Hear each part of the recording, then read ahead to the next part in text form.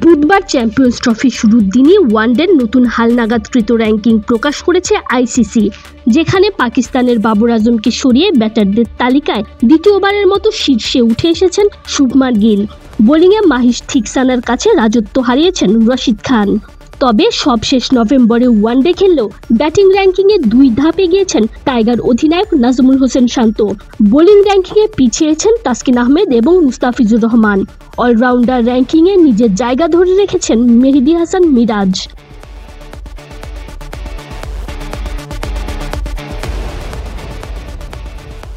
Champions trophy শুরুর আগে ইংল্যান্ডের বিপক্ষে 3 ম্যাচের ওয়ানডে সিরিজে দারুণ খেলেছেন শুভমান গিল। 3 ম্যাচে 250 ও 1 সেঞ্চুরিতে 88.33 গড়ে করেছেন 259 রান।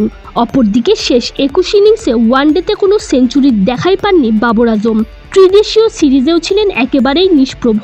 তাতেই বাবরকে ছাড়িয়ে ওডিআই র্যাঙ্কিংয়ে শুভমান এখন 1 নম্বরে। ব্যাটারদের তালিকায় তিনি অবশ্য রোহিত শর্মা নিজের জায়গাটা ধরেই রেখেছেন।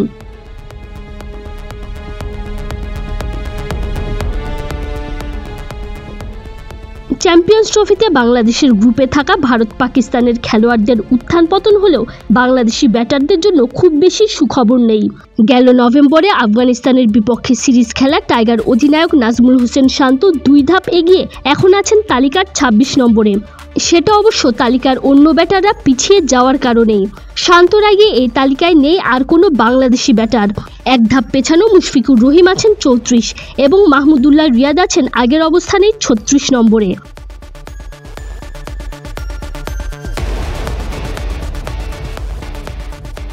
ব্যাটারদের র্যাঙ্কিংয়ের মতোই বোলারদের র্যাঙ্কিংয়েও এসেছে রদবদল। আফগানিস্তানের রশিদ খানকে হটিয়ে ওডিআই বোলারের তালিকার শীর্ষে এখন শ্রীলঙ্কার মাহিশ থিকসানা। বাংলাদেশিদের মধ্যে 27 নম্বরে নিজের অবস্থান ধরে রেখেছেন মেহেদী হাসান মিরাজ। 1 ধাপ করে পিছিয়ে তাসকিন আহমেদ এবং মুস্তাফিজুর রহমান আছেন তালিকার 35 এবং 36 নম্বরে।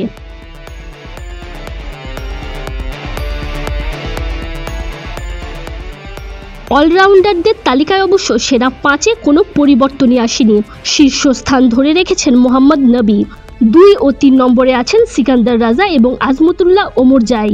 নিজের 4 নম্বর অবস্থান ধরে রেখেছেন মেহেদী হাসান মিরাজ। 5-এ আছেন Rashid Khan. Tanzim Oishi, BD Cric time.